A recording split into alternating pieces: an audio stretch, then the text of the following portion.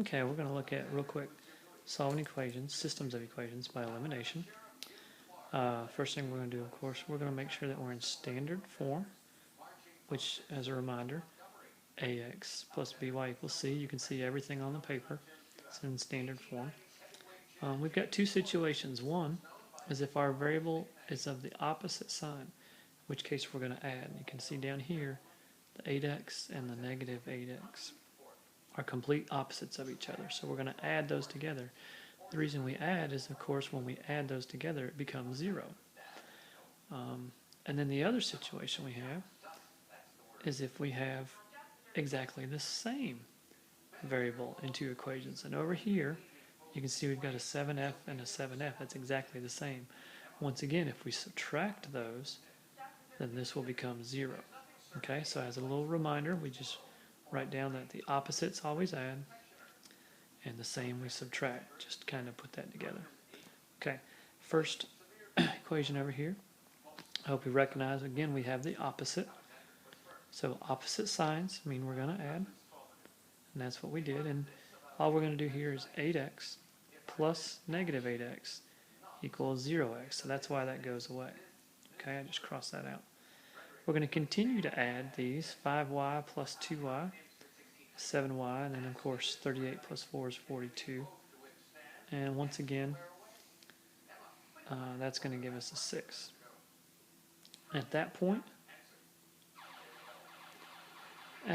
after we found y, now we can go back to either equation, plug in that y to solve for x. Now, generally we just choose whichever one we think is going to be easier. In this case, I chose the first one just because it had more positives in it, but it's whatever your choice is. And you're going to plug in and find x. So I'll just go ahead and through that. You guys can pause this anytime you need to.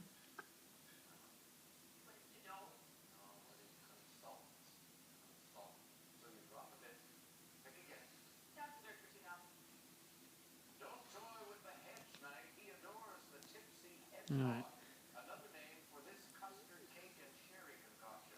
So hopefully you can see right there that we did end up with the ordered pair of x equals 1 and y equals 6, and that's the solution to that. I'm going to do the same process on this next one. I think I'm just going to let it roll through though. You can see that the opposites are the w and the negative w. Now I understand that the two y's are actually the same. We could really solve this one by adding or subtracting, but I'm going to use this one as an adding example. So we'll follow through this again. You can just watch.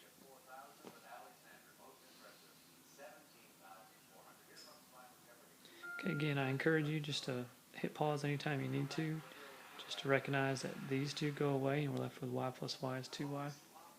And then once again, we're going to plug back in to find the other one.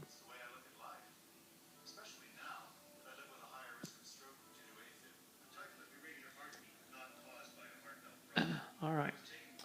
I've got a little bit of room here for this next one. We'll watch it. We're going to go through a subtraction problem. And that's over here. Now, just to recognize, again, you've got the 7f and the 7f. Those are opposites. And remember, we said opposites. Excuse me, they're not opposites. These are exactly the same. And in order to get rid of the same number, you're going to subtract. 7 minus 7 will give you 0. So I am subtracting right here. Now, this part up here is going on in your head. I know some of us struggle with our integers. So all I'm doing, of course, is the 3 subtract negative 2. That's 3 subtract the negative 2. And so this is just going on in my head. And again, I've got negative 6 subtract negative 31.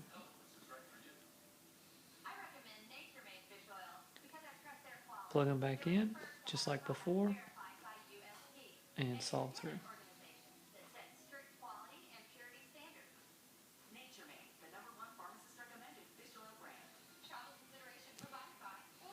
And you can see you got your final answer of G is 5, F is negative 3. Last example here, same idea. Go go ahead and recognize immediately you've got these two are exactly the same, and if they're the same, we're going to subtract. So we're going 6 subtract 3, that part's easy. And then negative 6 subtract negative 6 is of course 0, and that's why we crossed that out right here.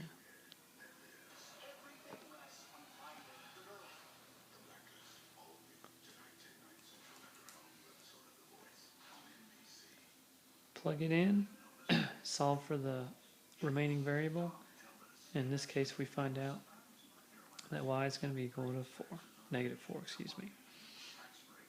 All right, I encourage you guys to watch this a couple times if you need to. Hit pause during these computations because I know sometimes that's what slows us down. But the meat of the new material is really just this right here. We just review that when we're going to subtract, when we have exactly the same variable, we're going to subtract. When we have opposite variables, we're going to add.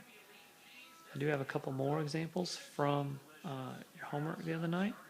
I'm just going to let these play with no commentary, and I'll probably put it on pretty quick, so you guys can just hit pause as you need to kind of watch what's going on.